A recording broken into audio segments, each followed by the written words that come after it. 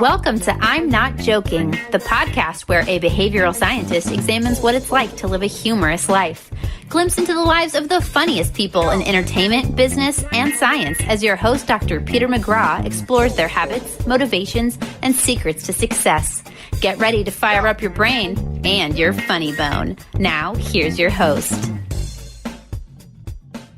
Welcome to I'm Not Joking, the podcast that looks at the lives of funny people.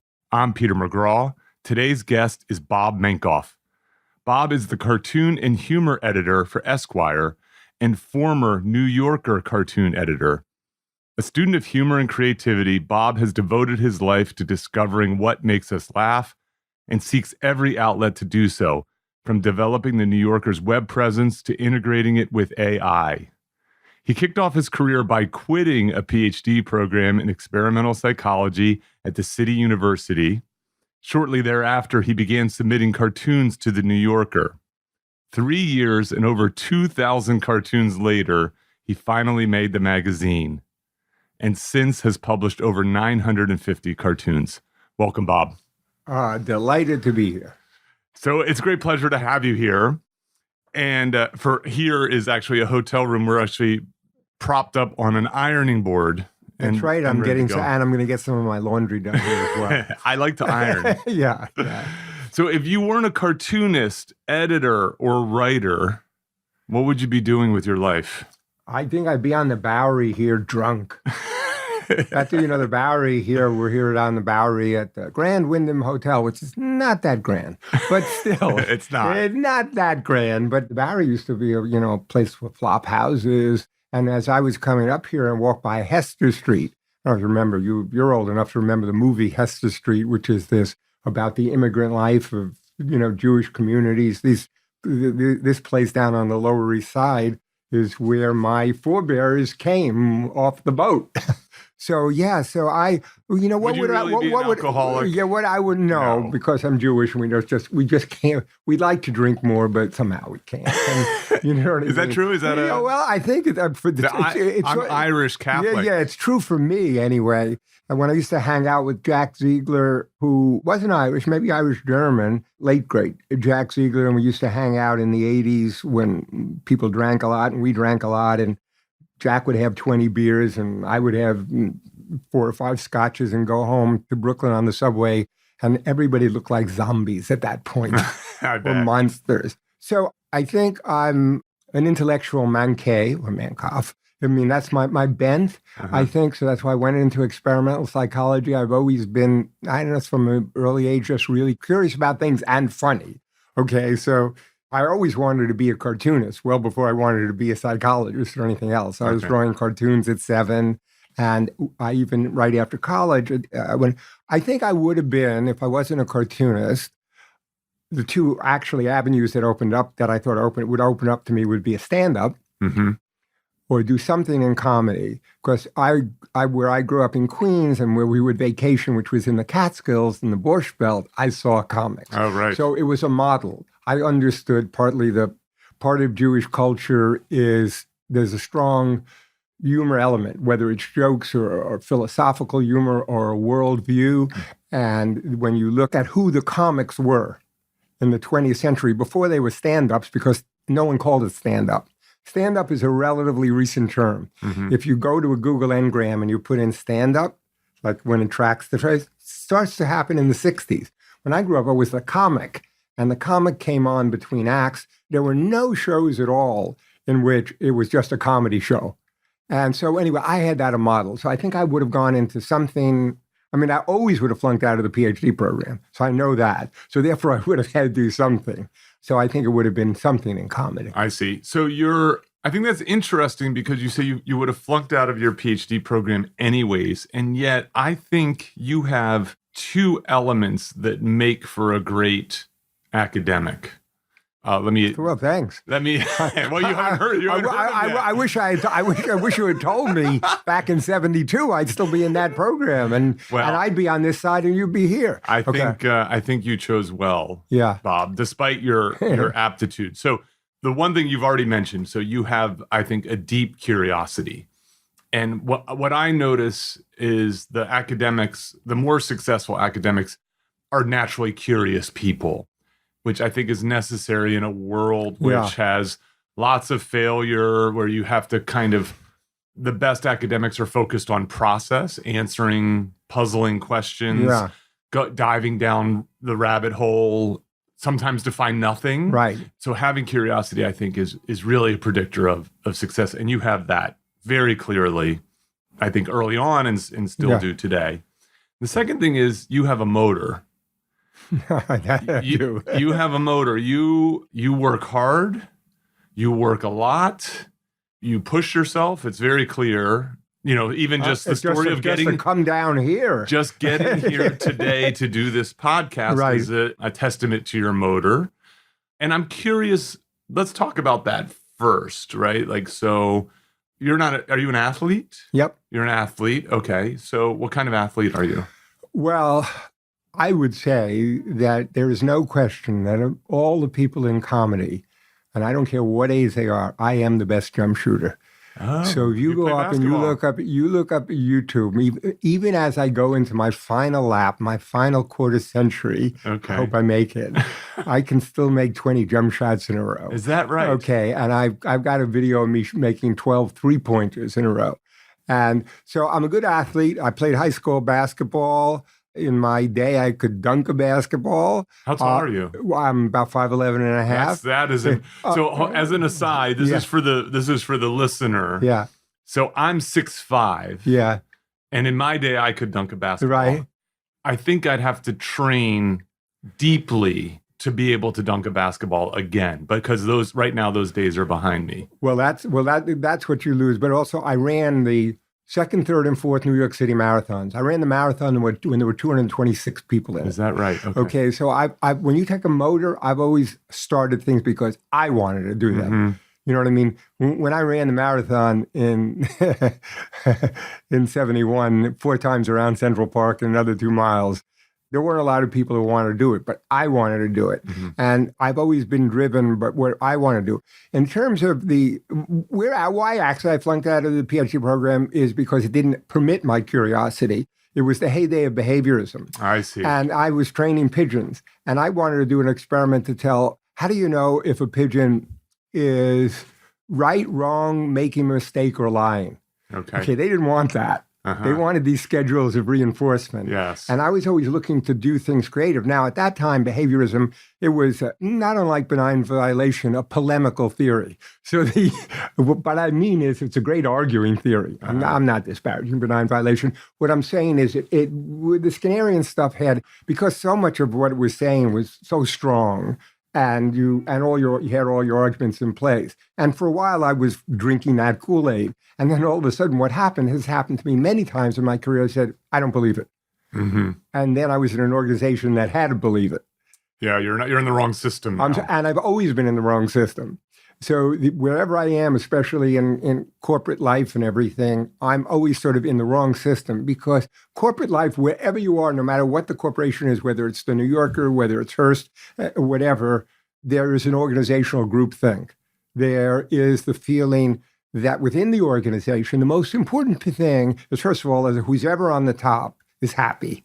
Okay. Uh-huh. And one of the things that's interesting about humor is being on the top means you get the right to interrupt and make jokes and whatever, whether they're good or bad, and people will laugh because that's the power dynamic. Indeed. If someone in any subordinate position, and for better or worse, in a way I was in subordinate positions, if you're funny, that's a kind of power, and it upsets that dynamic. And actually, I'm a person with lots of ideas. That actually is unsettling in organizations. They don't like it. There's a kind of suspicion about even the appearance of brilliance. Okay. So, but now one of the things about old, I've sort of come to terms with all of that. But I actually feel that I'm in my travels around academia. What I found is they're not very curious for the most part. When I would go to different places, everyone has their little silo. You're very different than that. You want to break out. Mm. They've got their hobby horse that they're riding. And I always find that I want to challenge not only what other people are thinking, what I'm thinking. Mm-hmm. And I don't think that gets you very far in academia. Well, I see what you mean about So first of all, I'm not surprised to hear that you were an athlete. Yeah. Because I think having like a physical motor translates into benefits in all these other, even intellectual ways, the ability to work for long hours, to be able to focus, the notion that you can kind of train yourself. But also to focus on things that are ostensibly worthless. You mean like shooting baskets? Well, like shooting baskets. So I watched Steph Curry shoot the baskets and I said, man, fuck, how is he doing that? How is he shooting from that kind of distance? Yes. And I realized my jump shot, which was formed in the late 50s and 60s, is that two-stage thing where you put it over your head. Yeah, that's old school. Yeah. Old school. And his is this one motion. So I spent all of last summer transforming. Okay, at 74. so every year since what happened was a nice place out in Westchester. And my birthday, my wife let me put up a basketball court. She let me put up and I had the 3-point line, the NBA 3-point line, everything. So I'm out there shooting, okay, with a GoPro, and then I'm analyzing it. Now, why anyone would spend, all these hours at 74 doing that? And this is, going back to the book of the 50s, The Lonely Crowd. I'm not other directed. Okay. Can you say more about that? In other words, other directed is you're doing what other people value. Mm-hmm. I am not doing what other people value. I am now, of course, that's an extreme, okay. But in the end, I will do things. I'm going to give you a good example. Okay, I bought a top called Forever Spin. Okay. And it's a cool top. It's like, it's like the fidget, it's like a gimmick, like a fidget spinner. Now, of course, Forever Spin, which make titanium tops and this top, they follow me around the internet forever because I bought their fucking top. Okay, please, they're stalking me because I bought a top. Or I want to go wherever they are in Canada and just say, You're stop, on a list. Stop, yes. I'm on a list. But, I wasn't that pleased. I said, the top it goes for a minute. Okay. Okay, but what can we do with this top? So I got like a plastic, so it spins forever. And I said, we should make a game where like you have to go around the course with it. Yeah. So then with a magic marker, I made the course. And so I did that for a day. I made these, I got interested. And then it was like, what's the best plastic for this top to spin on? Mm-hmm. What's the course that I should make? That's what I mean by I'm not other directed. I see. So, I mean, partly it's a silly example. No, it's a good example, I think. So, to your second point about being, I think your argument is you're sort of too curious for academia, and I can see not only academia, but even for editorial processes, whether at the New Yorker or Esquire. In other words, I kept wanting to push these algorithms and see what we could do. Mm-hmm. The places, editorial places or business places are. What they want to ask is, what's the point? Mm-hmm. So you have to give this is a goal. And for the bottom line. For some bottom line or audience. Customer satisfaction. Or anything. Yes, of course. Yeah. And just like you said, I think to be curious and an intellectual it's like pure science and research. I always feel actually that these things will be useful in some way, mm-hmm. or that one tangent or offspring might, but even if they're not, they are worthwhile doing in themselves. Just like one of my mantras in life is leave no joke unjoked. Okay, why? Wherever it comes, and then I didn't to you, but almost in every email that I write, I try to do something. I see. And be a little bit funny. And in interacting with people, I try to be funny. So, and not for any, it's just a way to be, both mm-hmm. being curious and being funny, is just looking at everything, whether it's the Starbucks thing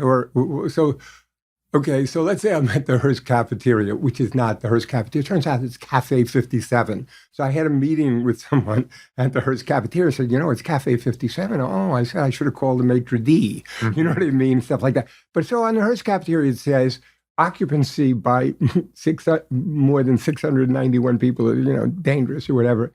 And so my thing, it's like, my thing is, by the time you get to 684, you should be worried. It's like I say, it's like the thing with Viagra and if you're erection for 4 hours, I think at 3 hours and 50 minutes, you're already a little you already should be thinking.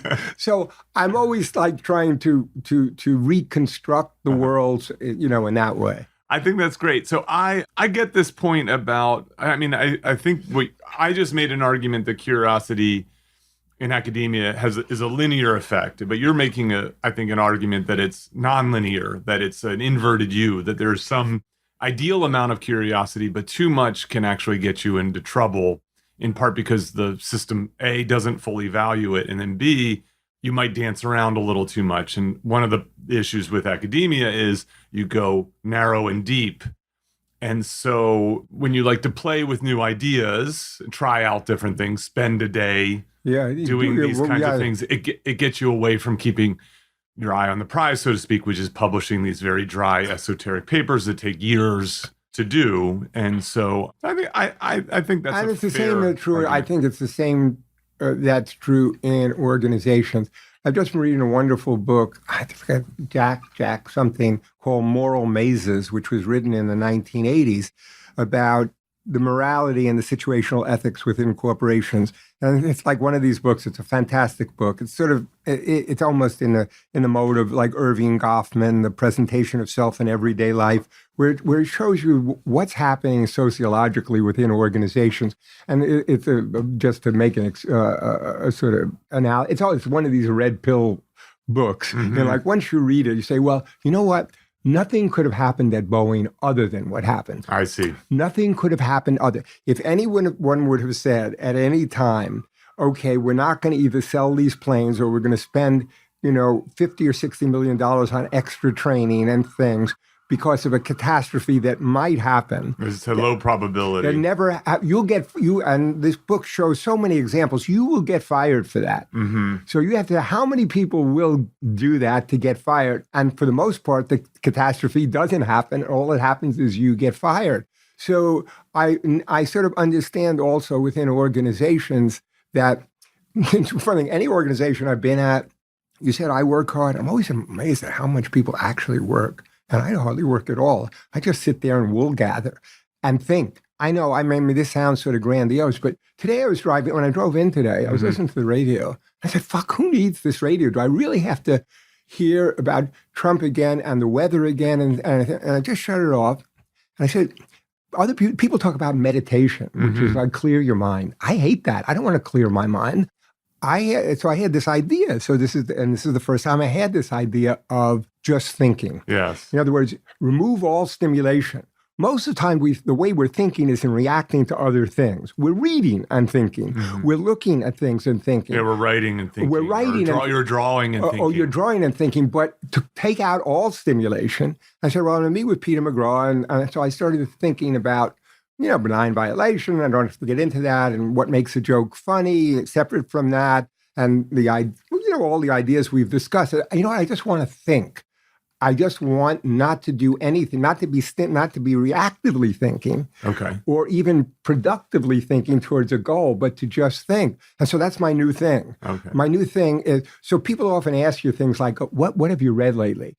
And now my new question is, what have you thought lately? Oh, that's interesting. So it's, we'll save this, but my final question for every person in the pod is, what are you reading, watching, or listening to that's really good? So I may be asking you, what have you been thinking about that's really good? So get ready. So you've touched on a couple things that I've been puzzling over and really thinking a lot about. And so you and I are a little alike in the sense that I like to try new things. Yeah. I like to go broad and don't always fit in an organization and so on. And one of the problems that I have as a result of doing that is I don't feel like I finish a lot of things. That is, things take a long time to do because I'm kind of spread out across many different types of projects. Now, when I was going up for tenure, I contracted my interest. I stopped playing around with research ideas, and I became a closer, and I got really good at publishing papers and placing them in very high-level journals. now having accomplished that, Right. I've started to play around again. Yeah. But when you play around again, you start podcasts and you do these kinds of things, it makes it hard to finish things. And so the timelines for almost all of my big projects have been pushed out. Now they feel like years at times. Yeah.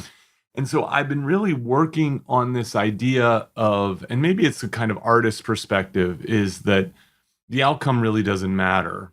It's actually the day-to-day process that matters. That can I work on things that I find to be perplexing, challenging, lead to these engaging flow states that I think are really useful. And it seems to me that you do that, right? So your example definitely. of shooting baskets and filming yourself, my guess is the world melts away when you're doing that. There's nothing else in the world but that ball and Right, that and hoop. and it's an aesthetic. But also, I, like you, am doing many, because I get the plugs in here, but they're actual to make sense. Sure. I've started cartooncollections.com, which is sort of an auxiliary replacement for the Cartoon Bank, which I also founded. And I bought Cartoon Collections owns, I had to spend the last year acquiring cartoon stock in England. So that's a whole other business. I started an AI humor company with Jamie Brew called Botnik, which takes texts, like all the texts of Harry Potter, okay? And just as you have predictive text on your phone, Yes. it puts it into here. And now you're writing like J.K. Rowling, but to very humorous effect. So I'm working all those things. But the way I'm looking at it, Peter, is this. I co-founded Botnik, which is a business, which is sort of a business now, though it's not making any money. But eventually, I'm convinced that. By the way, you don't have to make money to be considered a business. No, I know. In fact, often it's important that you don't. But the idea is to use AI in combination with people to produce creative things. And Jamie, when I started, is 26, and I was 70. Well, anyway, he's like 28 now, and I'm 75. I view what I'm doing. And whether it's cartoon collections, which will be this business with licenses, or will organize the world's cartoons. Yes. And I'm bringing young people into that, Esquire, as frankly a legacy, things that will continue after I'm not here, that I've planted the seeds for. So I don't have to accomplish. And the other way I'm viewing things is I don't have to do everything. That there are organizations, or the networks you create have a collective intelligence that produces it. This idea that you individually have to produce it. So I'm working with Jamie, and now, because working with Jamie looks like he might get a job at Google with people who are also interested in this. So it's the things you set in motion. It's the lives that you influence along the path that you're interested in. So this idea that, I may never complete any of these things. I know that somewhere down the line, maybe when I'm alive, maybe when I'm not, that cartooncollections.com is going to be giving lots of money to cartoonists and support this in this profession, which is hurting. I know that this idea that AI in combination with human beings will be able to create things that neither one, I know that will happen. And I know that I'm part of those things, and that I know that Esquire now has cartoons in it, and that there's a cartoon and humor editor, and it's me, and I won't be the cartoon and humor editor forever, but maybe now there will be. Yeah, maybe now there will be. So all of that, those are the way I'm looking at it. I see. So you still do have an outcome focus. Or maybe it's a rationale. Okay. You know what I mean? Maybe it's a rationale because we're in this conversation. So I mean, belief is funny, and the things we say are funny, in that often I find that the linguistics or the rhetoric of my ideas drive my conclusions. Sure. Yeah, well, you know what I mean. But that doesn't mean that. In a way, it's on. To me, it's. I had an interesting argument with someone the other day who would say, well, you don't even believe what you're saying. And I said, so what? But they couldn't really handle that idea that somehow we had to believe the thing we were saying. It's not important, actually, whether I believe what I'm saying. I mean, who even knows how that would operationally be defined? But what is important is, does it make some kind of sense? And I think it does make some kind of sense. There's research. Some of my favorite psychological research is on what's called motivated reasoning. Yeah. Our ability to draw arguments and counter-argue based upon what we want our outcome or what we believe is to be. There was a recent paper that showed that intelligent people are even better at this. Yeah. So there's, you could imagine two hypotheses. One is smart people recognize that they're motivated and they're really seeking the truth, and so they counteract their motivated reasoning. That actually is not the case. Actually, the smarter you are, the better you are at motivated reasoning, because you're better at making arguments. I think a counteraction to this, or a counteractive, is to read philosophy. Go back to the Greeks. I see. Go back to the skeptics. And learn logic. Not learn logic, learn skepticism of your own idea, deep skepticism. Mm-hmm. That not only may you be wrong, but you're probably wrong because people are wrong all the time. And that kind of thing, and that kind of interrogation where it's almost Descartesian in a way, in which you really start to doubt, or you use the Karl Popper thing of falsifiability. Yes. Well, okay, I'm saying this stuff about global warming or against it. What would it take for me to think I was wrong? Yes. And when the answer is nothing, nothing could be said. That's a situation I don't want to be in. I want to define the ways in which I have to explain to myself what kind of, here, I have this opinion about X. What would it take for me to say I'm wrong? Yes. And most people, they'll say, well, nothing. It's obvious that is, whatever. And yet, and I think there's a very strong argument that I feel like people have been making recently is we're certainly wrong about most things. Because if you look historically at what we've believed, we've been wrong. Yeah. Right? And so 5 years, 50 years, 500 years from now, people will look back at the things that we thought and did and think, how could those people be so wrong? But it's funny, why? One of the things to say is, well, why will they be right? It's what I call chronocentrism. We assume, based on our own lives, that here we were at point A in time, and here we now are at point B in time, and we know we made this mistake at A in time, and now we know at B that was wrong. And we assume somehow the same thing. Well, it certainly doesn't exist for art. Yeah. It doesn't exist for a lot of things. In fact, the time we're in, we always think we basically know more previous than the time previously. That might not be completely true. We know more about some kinds of things.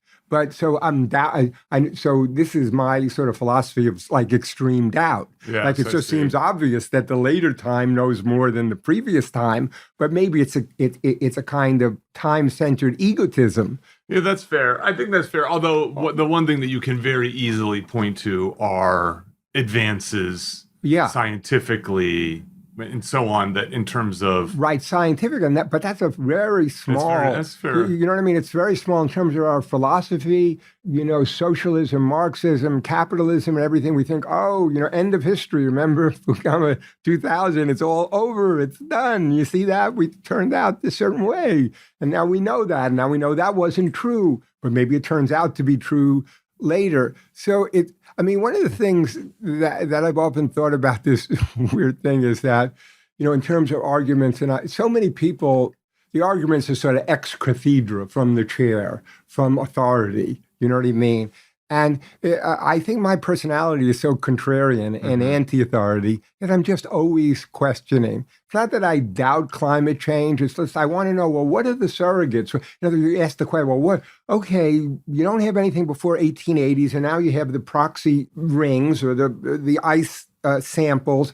How accurate are these? I mean, when you look at the surrogates, how would we know? But one of the things broadly now, you could be sort of on a liberal side of a question. You can't ask these questions anymore. Yeah, there is and this came up a little bit last night. So I did a previous podcast with Jason Zinnemann and Luisa Diaz. This notion of, in comedy especially, of political correctness, where there's a natural tendency to want to shout down topics. There are things that can't be talked about and so on. And I think that this is obviously happening not just in comedy, but in politics and in science and so on. Really, in almost everything. I want to, in terms of Esquire, I'm going to propose that we have a panel cartoon called "Should You Be Laughing at This?" Ah, that's very nice. Given my background and what I've been studying, it's a very interesting idea. Should you be laughing at this? Yeah. And I like that because it gives you a little cover. Yes, indeed. Yes. You see what I mean? It gives you a little cover. It's a question. It's a question. Should you be laughing at this? some of the things for Esquire now is I have ideas and some of people. So cartoon that'll appear in the issue, my idea, and Ben Schwartz drew it, is the sign says toxic masculinity detox center. And the sign window is woke-ins welcome. Oh, fun. So that kind of thing, so this kind of, I actually did a cartoon for Esquire, and the doctor is looking at the guy's chart and says, well, so far the masculinity seems to be not benign, but let's keep an eye on it. That's funny. You see what I mean? Yeah, So these kinds of things, I try to use humor to interrogate sort of the culture and where we are. And generally, I have been almost always on the side of, free speech and offense, and understanding that joke worlds are sort of fantasy worlds, and like horror films are. I mean, it's always interested me how comedy becomes the scapegoat. Here we have a culture of video game incredible violence, of horror films. I mean, look at a horror film. Do you think people should actually be enjoying watching other people get killed? I see. I mean, is that a good idea versus a joke in which a woman is saying, I've only been gluten-free for 2 weeks, but I'm already annoying. Mm-hmm. Okay, but that will get you thousands of letters. That was really, you have, and, when I show that from the audience, I said, look, this is not about people who have celiac disease. This is about people who wish they had celiac disease. So I want to, I want to ask you about the second thing. So one is this sort of process outcome. So finding joy, enjoyment. Well, I think of it as engagement. Joy is too strong a word. From the process of getting up and doing the work and challenging yourself and being creative. And of course, doing that regularly will lead to these outcomes, legacy enhancing outcomes. The other one is something you said earlier that raised an idea that I've been fussing around with. It's come up on the pod before, is this notion of not catering to the masses and the notion of creating an audience of one, and you, the creator, being that audience.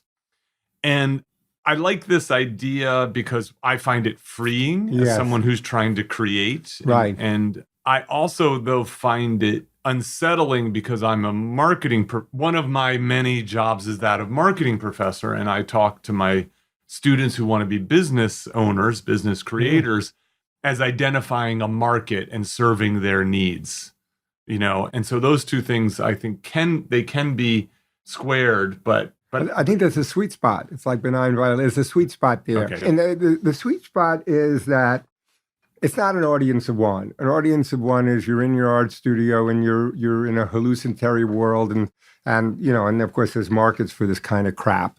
But all of a sudden you decide, I want to bend like automobile fenders into different shapes, and then because I want to do it. And if you can get somebody who looks at that as an asset, but nobody viscerally ever looks at it like they do Michelangelo or anything like that. Okay, but let's take something that's a little bit different in the sense of like, let's talk about like a musician, right, or a writer who. They write something, they make something that they know it pleases them. Okay, this is how I put it to people who want to be cartoonists. Okay. Saying, if you do this work, everybody doesn't have to like it, and everybody doesn't have to pay for it. But if nobody likes it and nobody pays for it, you've been doing the wrong work. So there's an audience. I mean, you could look at it sort of statistically in the bell curve, okay? Yes. So that you could look at it and say the mass audience likes crap. They like the worst possible thing. That's what the internet is. Can you believe this lion ran around with a turtle? Whatever. This is the fly in the ointment of democracy itself. George Carlin has a very cool joke. He says, you know how stupid someone is with 100 IQ? Half the people are dumber than that. Okay, this is actually what you're dealing with. The fact is, which is absolutely cruel to say, if you have an average IQ of 100, first of all, you really can't go to college. There's many kinds of cognitive tasks you cannot do. You're not going to appreciate all sorts of great art or complicated writing. But I guess the other way I've thought of it is this. Imagine this pyramid. This is the marketing and money. Here it is, the world's smartest guy or woman. So smart. So smart that only 2 other people can even understand what they're saying. Not a big market. Yeah. Okay. As you go down that intelligence, creatively pyramid, there's a sweet spot where, let me put it this way, the 140s are talking to the 120s. Okay, the 120s are good because the 120s, and don't get me on IQ and stuff like that. I'm just saying, whatever you want to talk about, smarts, whatever you're talking you about. Talk about expertise. Expertise or whatever, they've risen in society. It's like Coltrane, as he became a master jazz musician, he started doing jazz, and half the audience were blown away. They've never seen anything like it. The other half of the audience left the arena. Well, I think as he moved up, I think eventually genius moves away from all audiences because they are so inward directed rather than other directed. That's a train that starts. That's a train that starts and ends, in my opinion, not in a good place. Because they become, because of ego, because of wealth and everything, they want to keep pushing it. Also, people have very grandiose ideas of what they accomplish, which is that, I want to make a breakthrough. Yes. I want to do something no one has ever done before.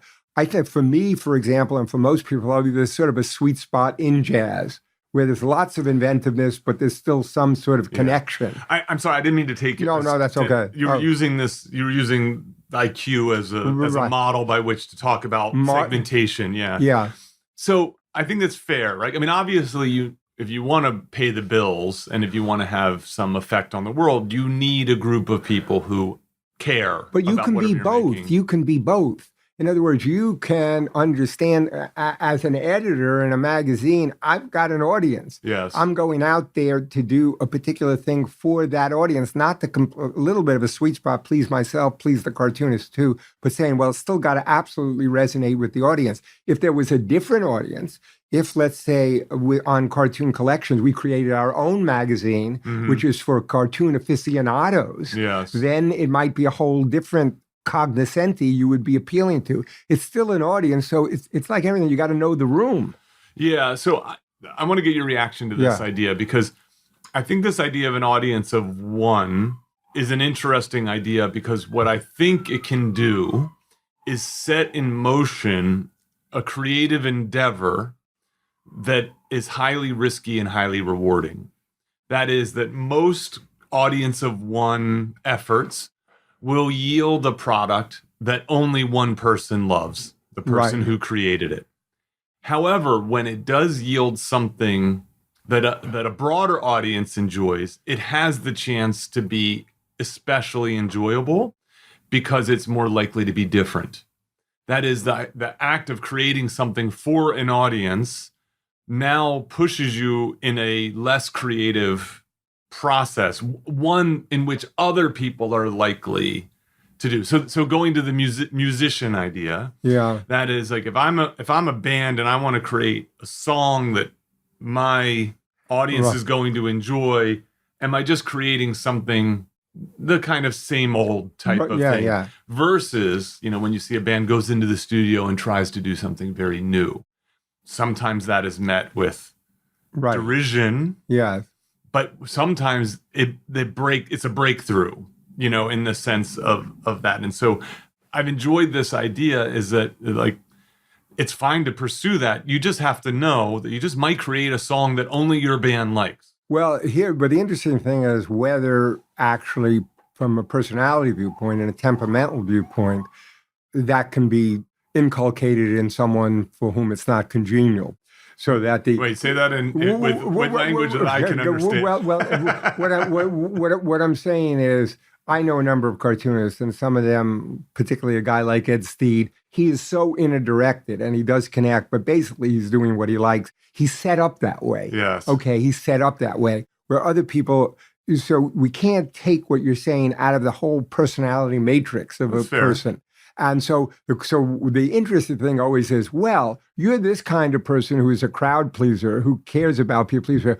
But if you really want to succeed, you should try to be this other kind of person.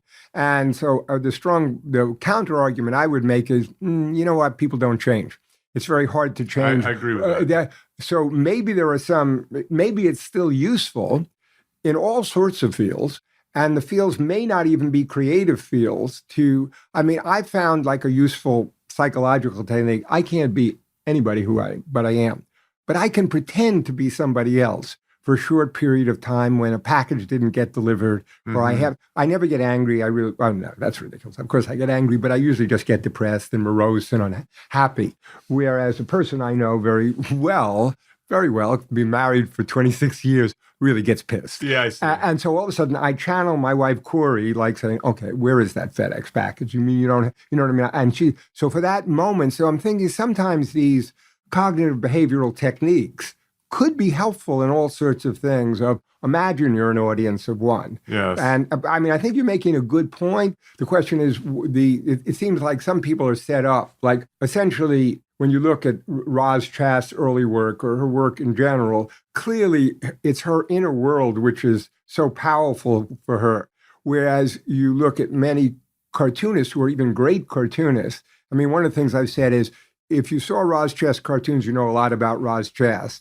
If you saw somebody else's cartoons, you could say, really, they're even a great cartoonist, but you know nothing about them. You get an insight, yeah. You don't get any insight. So who are you to start with? But I think you're making an interesting point about because those people end up doing, those people often who are on the far end of not connecting, then are the people often who become the geniuses or do connect in a very, very wide and interesting way, or not only for their time, but they have longer careers even after their careers are over, as their work is appreciated. Yeah, I'm not making a strong argument. I think it's an alternative path. It's one that I've been thinking more about. You know, I have the luxury of being a tenured professor and a steady paycheck, which I think allows me to ramp up risk. Yeah. And which is interesting because I think academics typically are not risk-seeking people. They're government workers. They chose the safety of academia.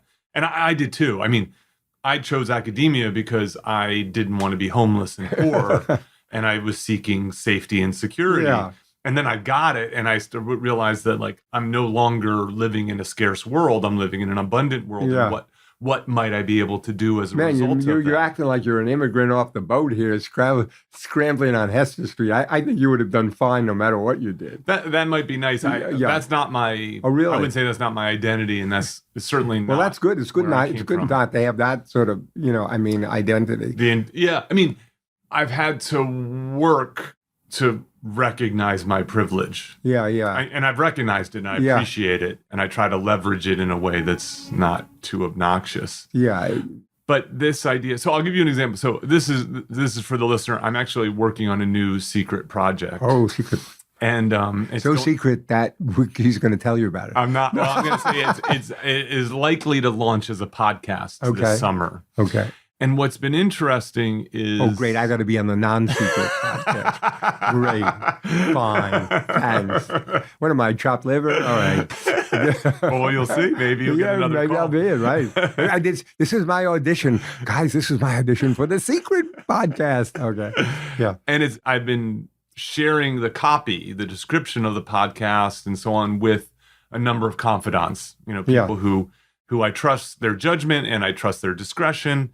And you can understand why he did not share that with me. If he had shared that with me, you would know about this right now. That's true. But it's been interesting, like getting, and of course you get mixed feedback. Yeah. And it's been a little bit like, part of me is kind of like, I should just write the copy that I think is going to be best and let the chips fall where they may. And so I find myself being it's very difficult for me to fully just do something for myself. I'm constantly looking for advice, getting feedback. It's the experimentalist in me. It's the tester in me, and so on. And so I can't say that I have landed firmly on this idea, but it's one that I've enjoyed thinking about and talking about. It's been a topic on this podcast a number of times. Another topic that's been on this podcast is about how people structure their day and they structure their creative time. And I'm curious about that with you. So you submitted over 2,000 cartoons before you made the magazine. You've published 950. There are probably thousands more, 10 times that number, at least 20 times that number that you've drawn and haven't published. And so I'm curious. You get a lot done. Yeah. And so part of it's because of this motor. Yeah. But tell me about your day. Tell me about your creative process. Like, how do you go about drawing cartoons and so on? Well, I don't draw much cartoons anymore because I have all these other things. I come up with ideas. Some I draw a few cartoons for Esquire, but I'm no longer a cartoonist. I have this whole entrepreneurial thing. I got to make cartoon collection, a cartoon work. But let's say at prime Mankoff. In my prime period, I would get up and I would just go to the drawing board this is a long time ago, to spend hours and hours reading the papers, thinking, getting ideas, looking at ideas that I had done before, taking a nap, drinking coffee, getting up, drinking coffee. I would always have 2 days. I would have like 2 days in which getting up early and then You mean 2 days in a day? 2 days in a day, you would get ideas. There would be a period early in the morning where you would get ideas and work through them. In my life at that time, my mind was always on for ideas constantly in the world. So it was in a way an unpleasant and very narrow experience in that you have to work enormously hard to get the 10 or 20 ideas every week. Yes. And then, so that was sort of the structure was that my conscious and unconscious mind was always in the back processing material. I'm sure stand-ups are doing that also. I'm delighted I'm no longer doing that because Were you single at the time? I'm single, married. Okay. A couple have been married 3 times. And I'm sure this is true for, stand-ups and other people. Well, there's so much of your mind is eaten up by this natural talent or propensity that you have that gets blown out of all proportion. Yeah. And you don't seem terribly wistful about. No, I'm not. I'm happy that I'm. First of all, I did what I think is really good work. Okay, It's a young person's game. The idea that the creative comic art goes on forever, it doesn't. Okay, and so I've always had other interests right from the start. So I was never singly looking at that. And I think fairly early, I got into the New Yorker in '77. By 1984, I had burned out. Okay. I had burned out, and then I went through other periods, and that's why I started the Cartoon Bank. I said, you know what? You did 10 hard years of 10, cartooning. yeah. And I said, you know what? The rest of my life, I don't want to be the guy who is putting in a piece of paper, asking someone else if it's funny, and then pay the rent. So I, in a way related to yours, I had this feeling of, I'm interested in a practical way. This is in a safe occupation. Tastes can change. Editors can change. And also you only have a limited number of outlets. Like that's something that I always talk to my students about this idea. It's like you have one big customer, you should be terrified. Yes, absolutely. So the one big customer was the New Yorker, and that was a great magazine, but it was a kind of paternalism where you were dependent on them. Your self-evaluation was dependent on another person saying, I like this cartoon. So something in me fairly early started to strongly rebel against all of that because my anti-authoritarian, contrarian streak came out very strong, saying, I'm not going to live my life this way. That's why I started the Cartoon Bank, which was all the cartoons the New Yorker rejected. They brought that back to me, which was a good gig for a while, but then eventually, if a big company buys your small company, it's going to go to the shit. The only question is how long. The only question is how long. Yeah. So I'm more interested in my creative day now, which is involved in all of these things, which is all I do is think and work and sleep and interact with my daughter and my wife and stuff. But I've given in to just who I am, which is I don't stop. The motor doesn't stop. Yes. And that's all. The motor doesn't stop. Other people can talk about relaxation and going on vacations. I was asked by somebody, a magazine or something, what my travel tips were, and my travel tip was, don't go. I said, don't go. I like this, like coming down here. I knew you would say yes to this. Coming down here, talking with someone, engaging in ideas, going up then to Esquire and talking to Jay Fielden, who's the editor now, about should you be laughing at this? Doing a video conference with Cartoon Stock, the company we bought in England and Bath, and talking to them. And then what I have as I approach my 75th year is I have my marbles. I'm still intelligent, but I do really feel you start to have a wisdom about people and how the world really is. You quickly assess things in organizations. And like I have to have this organization in the United States work with this. We're one company.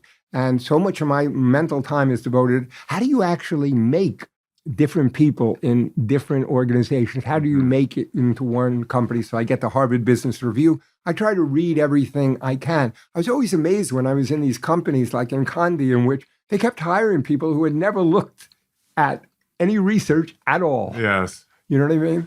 You know, I have to say I find what you're saying and who you are really inspiring and useful, because I think we live in a world where, first of all, you know, I think the notion of work is modeled off of a farm or factory model, which is you work yourself till you're close to broken down, and then you retire and you live the easy life. First of all, I've never really chosen the easy path. Right. And I can't imagine, I mean, I'm 25 years younger. Yes. I can't imagine a retirement, but I think there's a lot of people, you know, people use the term workaholic, right? Like, you know, they this idea that you can find purpose and meaning and enjoyment in work is, I think, largely a lot of people don't see how that could be the case. And for me, it's nice to see someone who is and does and is. I mean, it all depends on what you mean by work. If I was packing boxes, that's one thing. Yeah, indeed. But the work requires thought. Yeah, thought and problems. So one of the things that I've done now, because I want to focus so much on the things I'm really interested in, I don't do any of the things I used to, like crossword puzzles or anything like that. I don't want to, in other words, all of that is a desire people have for a kind of work. And I used to do them, and I said, I don't want to spend it's not that great at it, but I don't want to spend the time. And so just coming in today, I said, well, so this is my new, you know, I have enthusiasms too, and that's probably annoying to people, but this whole idea of time where without outward stimulation, where you just try to think, it's probably uncomfortable, but I actually want to try to go in a room and shut off everything. And instead of meditating, getting into a Zen state, the opposite. Start to take one topic with no outside stimulation at all, no pad, no notes, nothing like that, and just start to think about it and see where it goes. It's probably sort of disturbing in a way, but it's sort of this thing I'm saying, well, you know, I'm thinking, oh, have I invented something? Is that cool? Maybe it's like the opposite of what we think of as meditation, which is clearing your mind. And it's not a monkey mind jumping from one thing. It's trying to say, which is what you naturally will do, is trying to say, okay, let me take the nub of something and just think. And I was listening to the course on the philosophy and about Descartes, how Descartes wouldn't get up in the morning and he would just lie in bed and think. Maybe that was the seed that planted. And it was disturbing to the house cleaners, whatever. What's happening? He's just thinking. Yes. And he wasn't thinking like writing things down. He was just thinking. And that, I think, we do very little of now because we're in this just world of incredible entertainment, distraction, disturbance. Yeah, you can always be, I agree. There's always something that you could be doing, you know, especially with the phone. You could be looking at your email. Yes, it's true. So with regard to your notion of just thinking, I mean, the closest thing that I've done to it is that I've started journaling, which is using writing to think in a more free way rather than working on a paper or working that's probably the better, that would be a good, I think probably that my thing seems extreme in that. No, but it's worth trying, I think. But it's just like, where would it go where would it go if I just say it's 15 minutes? Yes. And I shut off all the lights and everything and I sit, but I actually try to think, let's say about whatever it is I was going to, I mean, in a way, we're always doing this, right? I mean, that's happening sort of naturally. Yeah, and unconsciously. In an unconscious way, thoughts are popping up. But what you said is interesting. And I think I want to think about maybe journaling what you said also. I mean, one of the things is I have written a book and stuff, but because I'm a good talker, people always ask me, well, you should write this, you should do that. And I don't. I mean, I write some stuff, but I tend to think I actually think in what we're doing now, the way I think is this. Yeah, I'm that's part of the reason I launched a podcast is because I've always felt like I'm a better talker than writer. Yeah, and so, but what you said is interesting. So what is in journaling, is it a special journaling program or is it just I just word free. Yeah, it's just, to me, the thing about writing is it slows your thoughts down. Right. Because I do it by hand. And so now I'm not editing. I'm just writing down ideas, and they're not meant for anything except just to have them written down. I sort of done the same thing with notes on, because I was, in terms of the companies that I'm running now, I started to feel that email was so tedious how people wrote it. And I said, could you just put down the ideas real quickly without worrying about sentences? You know what I mean? Because that is slowing you down. Yes. Like, we want to look at the database. We want to do this. We want to do that. Don't say, hey, hi, Bob, blah, blah, blah. Hope you're doing well. Yeah, hope you're doing well. So now, that's a funny thing. Hope you're doing well. It's like that's the classic thing. Hope you're doing well. And it always makes me feel like I might be ill. If that many people, as you get on in years, keep writing you, hope you're doing well. You know what I mean? And I think I probably wrote that to you. No, I'm sure it's like, well, the other thing is, so here's a funny paradox that's happening. On Google now, there's like the sentence complete. Yes. It starts doing it. And okay, so here's the paradox. It's slowing me down. Why? Because I don't want to write even if I was originally going to write what they said. Now you don't want to write it. I don't want to write it. Funny. So now everything is slower than it used to be. To finish up this idea, I think this issue of workaholism. Yeah. I do think when you're an outsider and you don't enjoy engaged by your work, it's hard to understand why anyone would. I do think that that there are particular professions and skills that lead to it more than others, right? Yeah. So one is a desire for achievement, right? So you want to make lots of money, you want to build a company, you want to win awards or whatever. Right. So that's one path, but the other path is this creative path, this engagement path. And I think what has to be the case is that there has to be a lot of problem solving that goes on. Now, what I think is neat about that is that is both white collar and blue collar. So that is that you can live this engaging work life like you do, or I do, or entrepreneurs do, or artists do. But, you can find this in a world, I think, that can be blue collar. So I actually think that being a plumber, for example, or an electrician, or some sort of contractor can also lead to this kind of life. And I think it's unfortunate that I think people don't sometimes they don't value it. There are all sorts of different skills. And speaking of an electrician, I had a wonderful electrician come over because I have a Tesla and I wanted the charger or wherever moved from one thing to the other. And he's having a problem.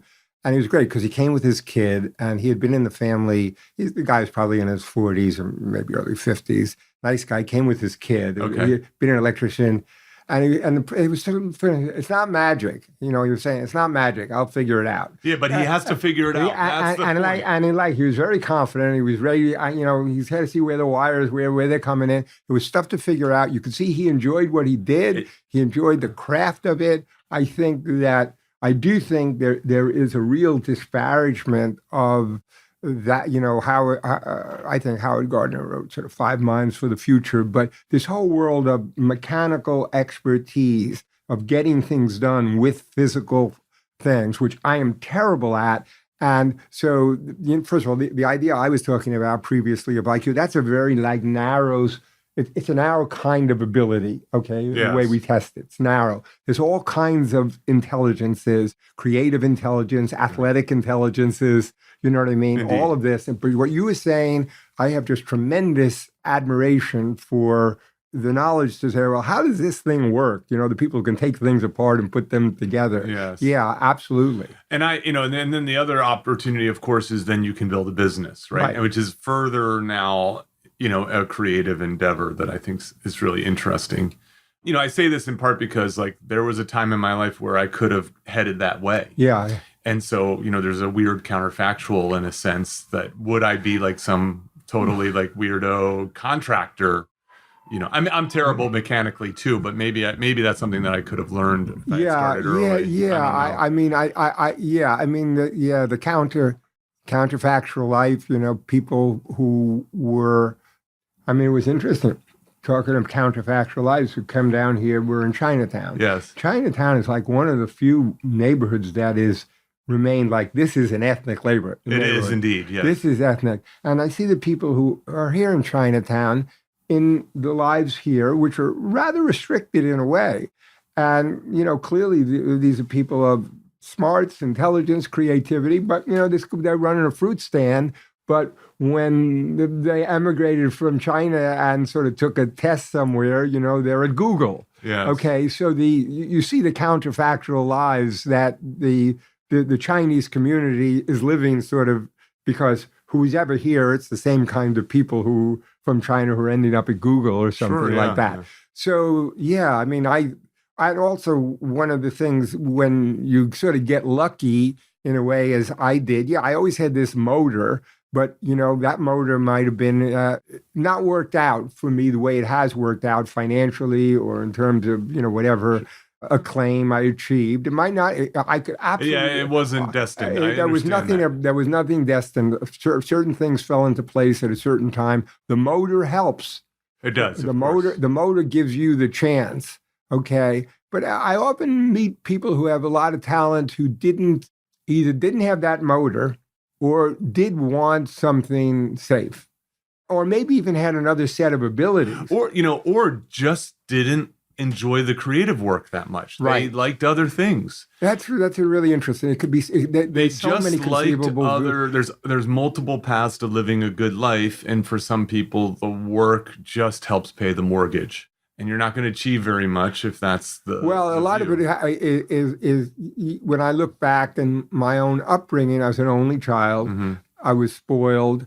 My parents were a good deal old. They were older than me, obviously, but a good deal older than me, more than normal. And therefore, I never cared what they thought. I see. Partly because they weren't immigrants, but they were first generation. So I didn't I didn't say, well, what does my mother and father think of my jokes? I didn't care. I see. You see, and I did find in my career at the New Yorker with people who would submit cartoons that often people for whom they had always been rewarded in their small town or place, people had always told them they were great. So from the time I was a child, as an only child, I was off in my own world, mm-hmm. doing the stuff, not looking for. So when you look at all the environmental things that sort of shape you in terms of your independence, most people, one of the things I think overwhelmingly that I saw at the New Yorker and even now is that in creative fields, you've got to be able to take rejections, not personalize it. Yes. And rejection is very unpleasant. And it's more common than not. It's so much more common than not. And so that the people who would argue with me about the cartoon, like, I said, do another one. I said, I don't like this. Do another one. But then they want to argue. So I could see right away that's going to be a bad situation. Yes. I not like I had anything against them.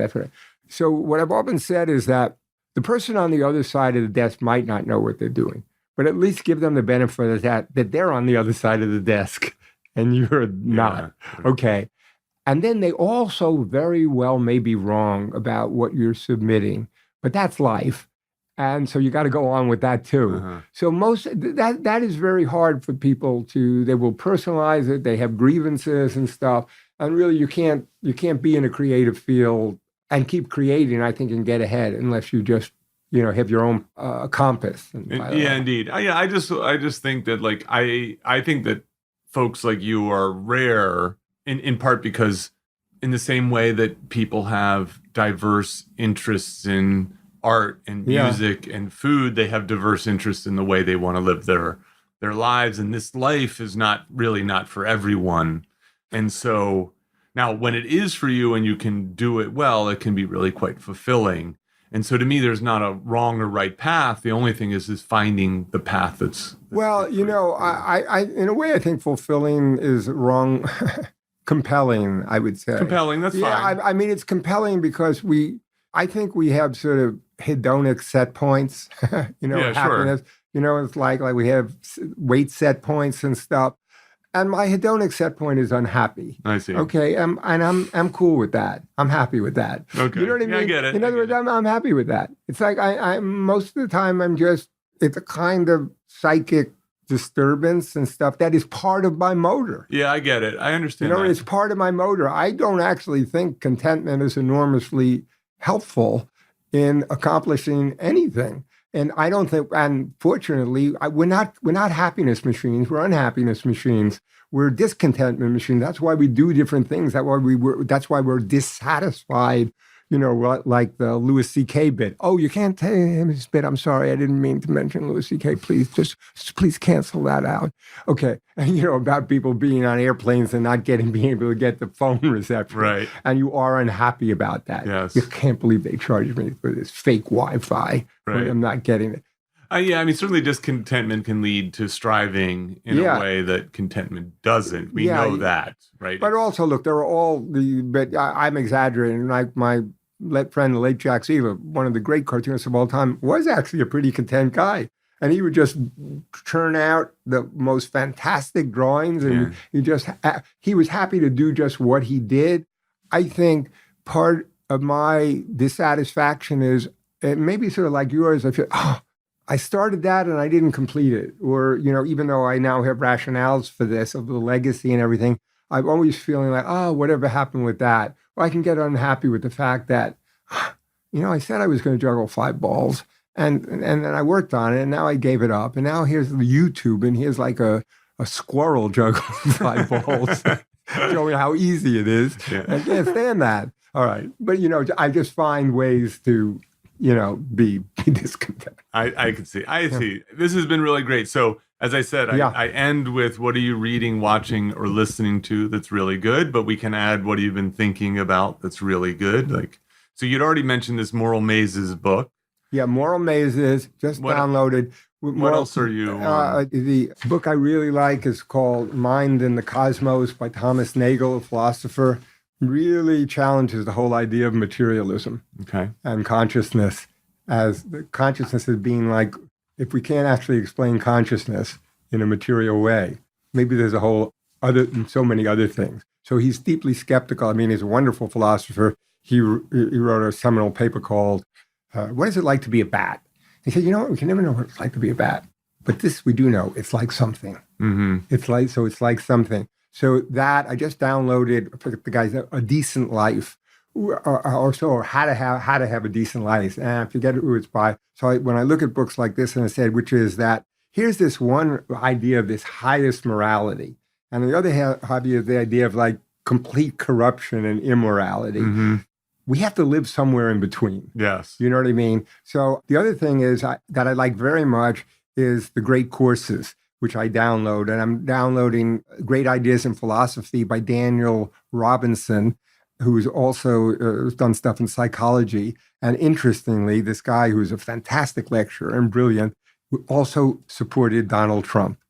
And it's fantastic to hear this guy who understands all of philosophy, psychology, taught at Oxford and everything, and then all of a sudden to find out online that he supported Donald Trump. Mm-hmm. I liked it in a way, not because I like Donald Trump, but this idea. Yeah. So one of the things is I'm not an intellectual snob at all in that. So the Great Courses are actually really good courses. Yes. You know what I mean? Really good courses. Here's 35 lectures. You want to know about Herodotus, and you want to know about Pythagoras and the whole history? You know what? Yeah, I guess there are bigger books on it, but if you could remember what's in this 25-minute lecture about it, you would know more than most people in philosophy departments. So I do a lot of that kind of stuff. Yeah. Well, that's great. So, Bob, I knew this would be spirited and enlightening, and I appreciate you making the trip downtown for this. I'm gonna have some good Chinese food down here before I leave. That's great. Okay. Thanks so much. Thank you. Thank you for listening. Don't forget to visit petermcgraw.org for more information about our guest, show notes, and social media links. If you've enjoyed this episode, please subscribe and share with others.